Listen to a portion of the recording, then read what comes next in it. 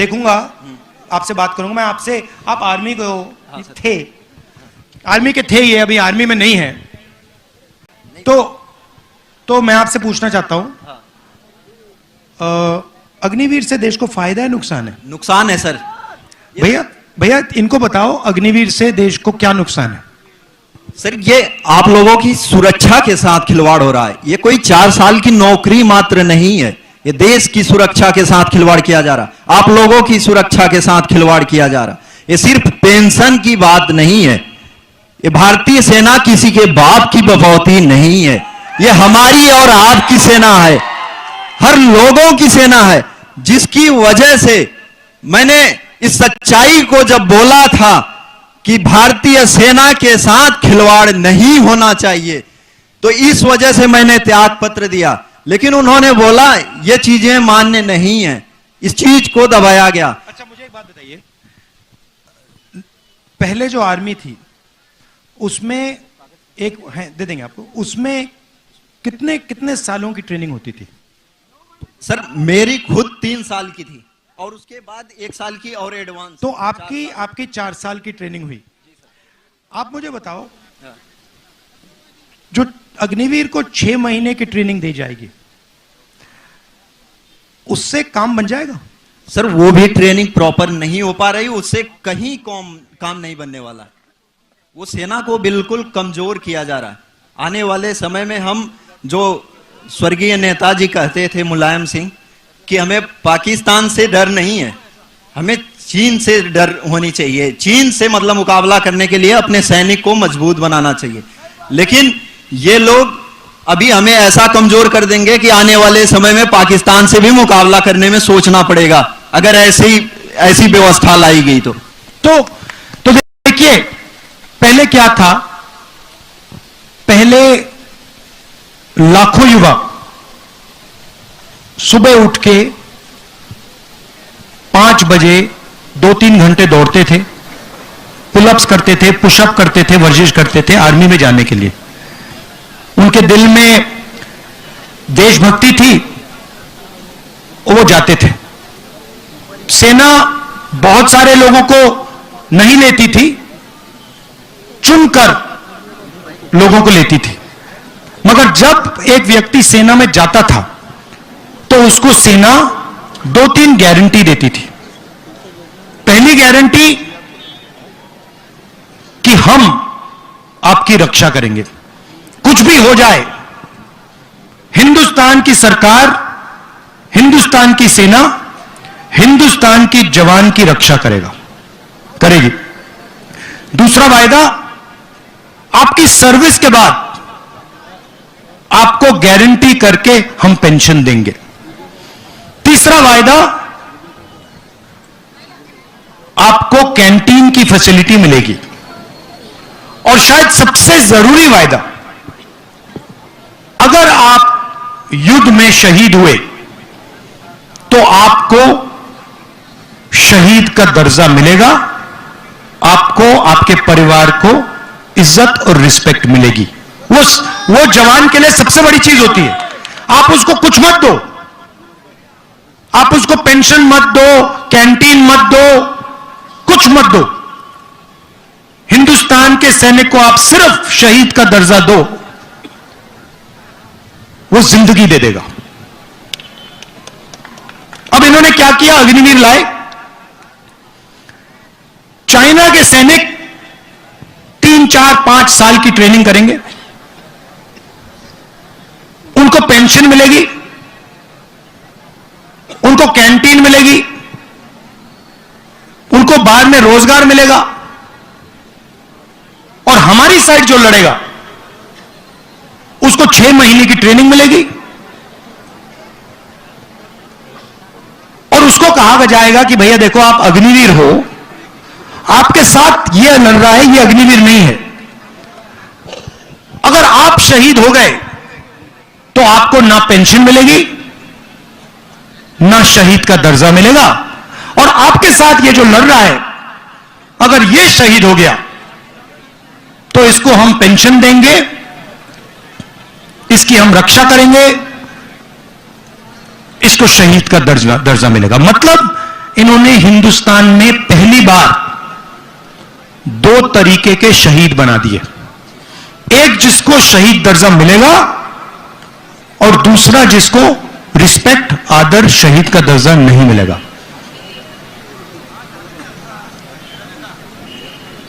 सही? तो इससे क्या, आपको क्या लगता है, हिंदुस्तान की सेना मजबूत होगी, कमजोर होगी? कमजोर होगी, मनोबल गिर जाएगा। अच्छा, पहले क्या होता था? हथियार कौन बनाता था? HL। हाँ, सब कुछ जानते हो आप लोग, गुजरात के लोग सब कुछ जानते हैं। HL, Indian ordnance factory, DRDO। अब कौन बना रहा है? अदानी डिफेंस। वो अंबानी अनिल अंबानी में, उसका थोड़ा बिजनेस खराब हो गया बेचारे का। तो अब क्या होगा? सिपाही को, जवान को पेंशन नहीं मिलेगी, शहीद का दर्जा नहीं मिलेगा, कैंटीन नहीं मिलेगी, अदानी की राइफल मिलेगी। कारतूस भी अदानी बनाएगा, ड्रोन भी अदानी बनाएगा, राइफल भी वो बनाएगा। बनाएगा नहीं, इजराइल की कंपनी के साथ उसकी पार्टनरशिप होगी, असेंबल करेगा, थोड़ा सा पैसा वो लेंगे, थोड़ा सा पैसा ये लेगा, और हिंदुस्तान का जवान बिना ट्रेनिंग के शहीद होगा। तो ये है इनकी सोच। इसका बहुत जबरदस्त नुकसान होने वाला है। अभी जनता को समझ नहीं आ रही बात, इससे बहुत भयंकर नुकसान होने वाला है सेना का और हिंदुस्तान का। गर्मी, बारिश, बर्फ, सब कुछ देख लिया, और रास्ते पे हजारों लोगों से बात हुई। यात्रा के अंदर से, भीड़ से एक बहुत अच्छा सुंदर नारा आया, नफरत के बाजार में मोहब्बत की दुकान खोलनी है। क्योंकि ये देश नफरत का नहीं है, हिंसा का नहीं है, मोहब्बत का देश है। मगर बीजेपी, आरएसएस के लोग जहां भी जाते हैं, भाई को भाई से लड़ा देते हैं, नफरत फैला देते हैं। तो विचारधारा की लड़ाई है। पहली यात्रा में बहुत सारे लोग आए, पैदल चले, गुजरात के लोग हमसे कहते हैं, देखे आपने यात्रा की मगर गुजरात तो आए नहीं, केम छो तो नहीं बोला आपने।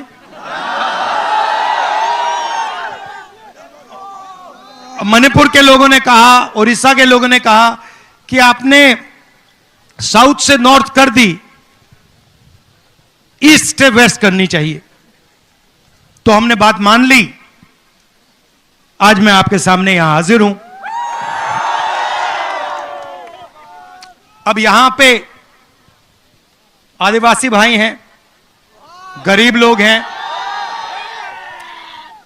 अलग अलग वर्ग के लोग हैं। यहां पे कोई आदिवासी युवा है? आप आ जाओ। आपका नाम क्या है? बस आ जाओ, यहां बैठ जाओ। यहां ब्रदर इधर आओ।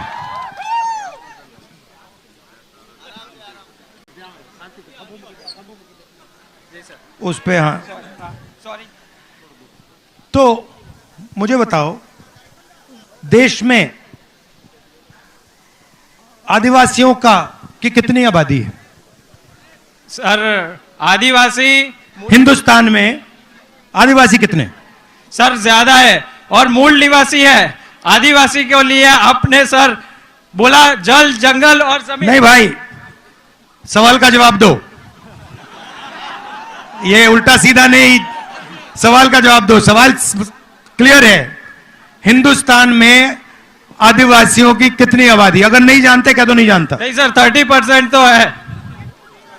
30% नहीं है। आदिवासी हिंदुस्तान में 8% है, ठीक है, ये आप नंबर याद रखो। तो 8% अगर आपकी आबादी है तो कम से कम कितनी हिस्सेदारी होनी चाहिए? 8% है तो हमारी सर संविधान के हिसाब से 8% तो बनती है। तो कम से कम, अगर आप कम से कम करें तो अगर आपकी आबादी 8% है तो आपकी भागीदारी भी 8% होनी चाहिए। सही है गलत? ये एम्बुलेंस है क्या भैया? एम्बुलेंस है, इसको निकलवा दो।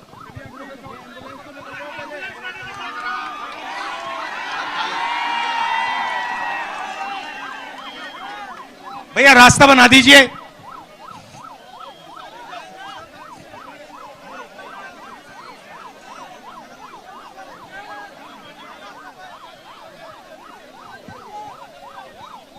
तो आपकी भागीदारी 8%। अच्छा, पिछड़े कितने हैं हिंदुस्तान में? पिछड़े लोग कितने हैं?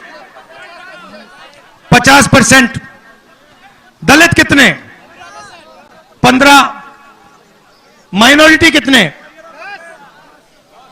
15। गरीब जनरल कास्ट के कितने लोग? 5%। तो सब जोड़ो तो 90% हो जाता है, ठीक है। मगर अभी मैं आदिवासियों की बात करता हूं। हिंदुस्तान की सबसे बड़ी कंपनियों की लिस्ट निकालो। 200 सबसे बड़ी कंपनियां जो हिंदुस्तान के धन को कंट्रोल करती हैं, नाम आपने सुने होंगे। पहले नंबर पे कौन है? अदानी। दूसरे नंबर पे कौन है? आप जानते हो, नाम जानते हो, 200 हैं। उनकी मालिकों के लिस्ट में आदिवासियों के कितने नाम? एक नाम है, एक नाम नहीं है। मीडिया में, मीडिया की कंपनी में, मीडिया के बड़े बड़े जो रिपोर्टर हैं उनकी लिस्ट में आदिवासी कितने? कभी देखा आपने टीवी पे?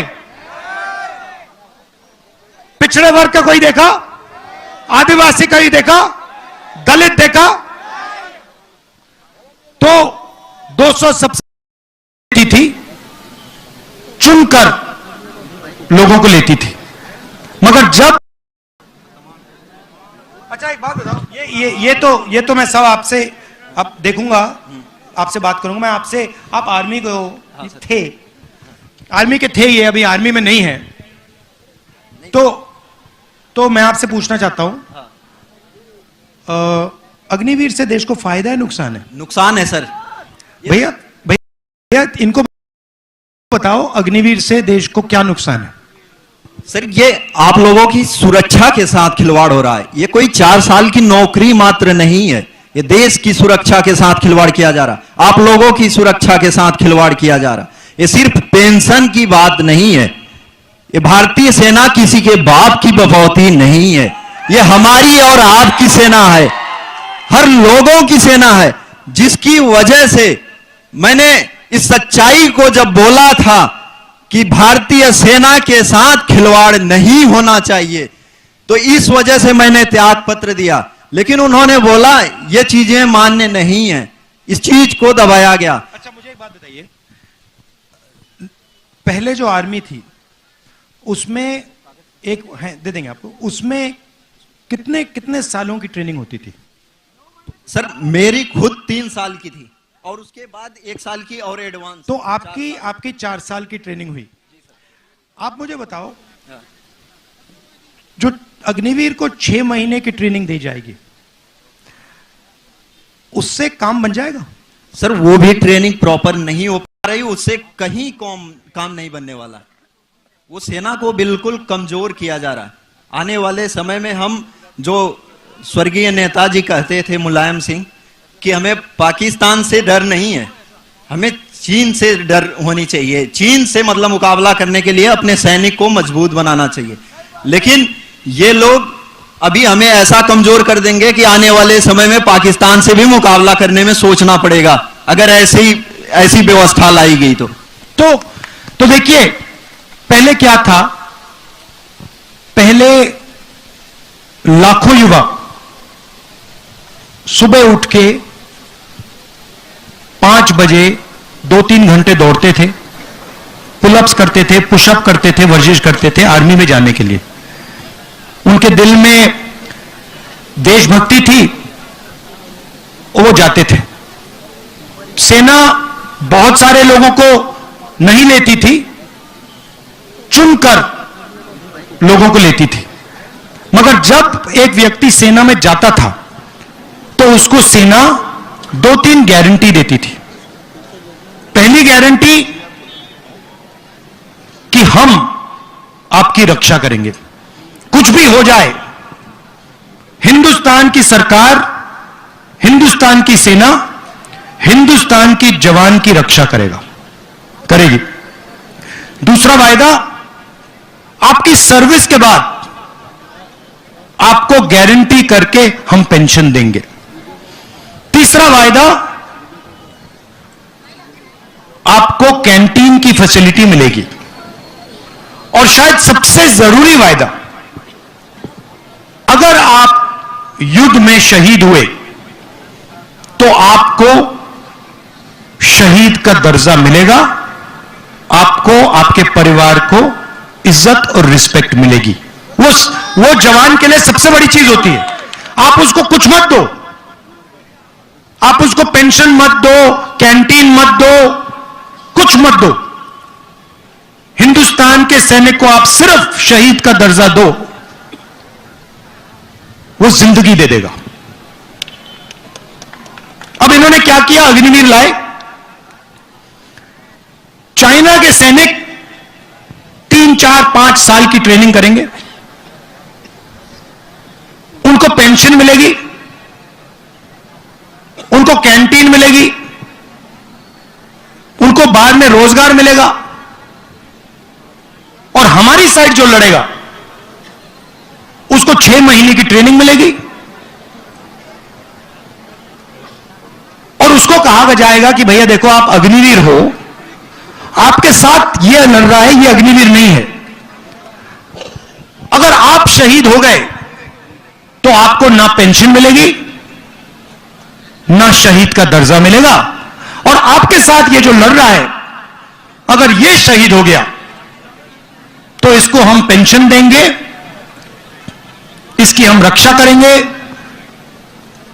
इसको शहीद का दर्जा मिलेगा। मतलब इन्होंने हिंदुस्तान में पहली बार 2 तरीके के शहीद बना दिए।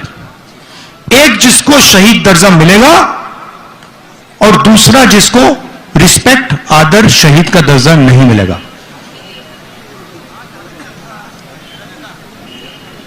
सही? तो इससे क्या, आपको क्या लगता है, हिंदुस्तान की सेना मजबूत होगी, कमजोर होगी? कमजोर होगी, मनोबल गिर जाएगा। अच्छा, पहले क्या होता था? हथियार कौन बनाता था? HL। हाँ, सब कुछ जानते हो आप लोग, गुजरात के लोग सब कुछ जानते हैं। HL, Indian ordnance factory, DRDO। अब कौन बना रहा है? अदानी डिफेंस। वो अंबानी, अनिल अंबानी, मगर उसका थोड़ा बिजनेस खराब हो गया बेचारे का। तो अब क्या होगा? सिपाही को, जवान को पेंशन नहीं मिलेगी, शहीद का दर्जा नहीं मिलेगा, कैंटीन नहीं मिलेगी, अदानी की राइफल मिलेगी। कारतूस भी अदानी बनाएगा, ड्रोन भी अदानी बनाएगा, राइफल भी वो बनाएगा। बनाएगा नहीं, इजराइल की कंपनी के साथ उसकी पार्टनरशिप होगी,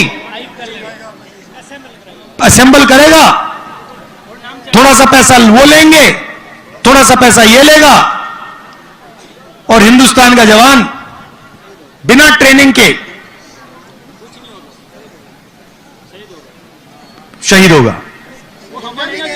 तो ये है इनकी सोच। इसका बहुत जबरदस्त नुकसान होने वाला है। अभी जनता को समझ नहीं आ रही बात। इससे बहुत भयंकर नुकसान होने वाला है सेना का और हिंदुस्तान का। गर्मी, बारिश, बर्फ सब कुछ देख लिया और रास्ते पे हजारों लोगों से बात हुई। यात्रा के अंदर से, भीड़ से एक बहुत अच्छा सुंदर नारा आया, नफरत के बाजार में मोहब्बत की दुकान खोलनी है। क्योंकि ये देश नफरत का नहीं है, हिंसा का नहीं है, मोहब्बत का देश है। मगर बीजेपी, आरएसएस के लोग जहां भी जाते हैं भाई को भाई से लड़ा देते हैं, नफरत फैला देते हैं। तो विचारधारा की लड़ाई है। पहली यात्रा में बहुत सारे लोग आए, पैदल चले, गुजरात के लोग हमसे कहते हैं, देखे आपने यात्रा की मगर गुजरात तो आए नहीं, केम छो तो नहीं बोला आपने।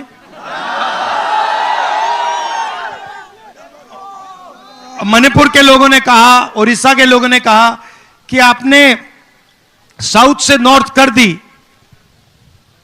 ईस्ट से वेस्ट करनी चाहिए। तो हमने बात मान ली। आज मैं आपके सामने यहां हाजिर हूं।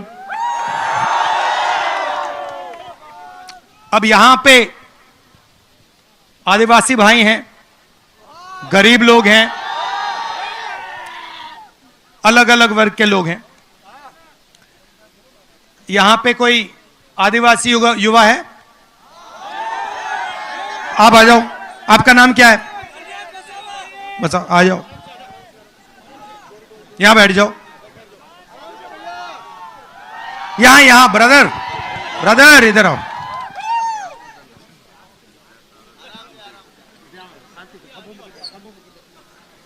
उस पे हाँ, तो मुझे बताओ, देश में आदिवासियों की कितनी आबादी है? सर आदिवासी हिंदुस्तान में आदिवासी कितने?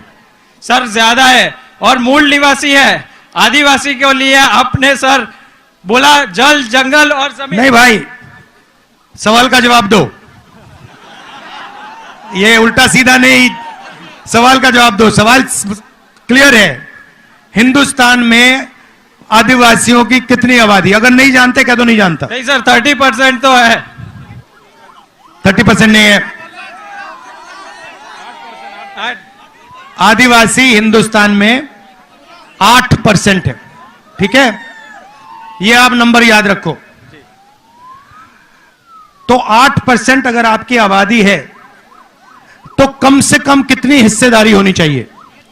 8% है तो हमारी सर संविधान के हिसाब से 8% तो बनती है। तो कम से कम, अगर आप कम से कम करें तो अगर आपकी आबादी 8% है तो आपकी भागीदारी भी 8% होनी चाहिए। सही है गलत? ये एम्बुलेंस है क्या भैया?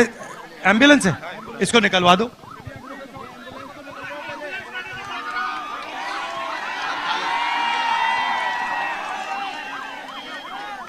भैया रास्ता बना दीजिए।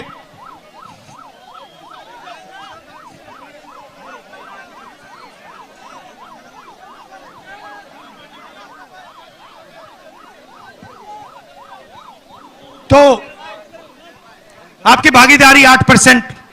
अच्छा, पिछड़े कितने हैं हिंदुस्तान में? पिछड़े लोग कितने हैं? 50%। दलित कितने? 15। माइनॉरिटी कितने? 15। गरीब जनरल कास्ट के कितने लोग? 5%। तो सब जोड़ो तो 90% हो जाता है।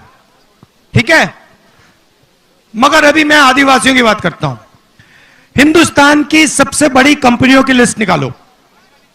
200 सबसे बड़ी कंपनियां जो हिंदुस्तान के धन को कंट्रोल करती हैं। नाम आपने सुने होंगे। पहले नंबर पे कौन है? अदानी। दूसरे नंबर पे कौन है? आप जानते हो, नाम जानते हो, 200 हैं। उनकी मालिकों के लिस्ट में आदिवासियों के कितने नाम? एक नाम है, एक नाम नहीं है। मीडिया में, मीडिया की कंपनी में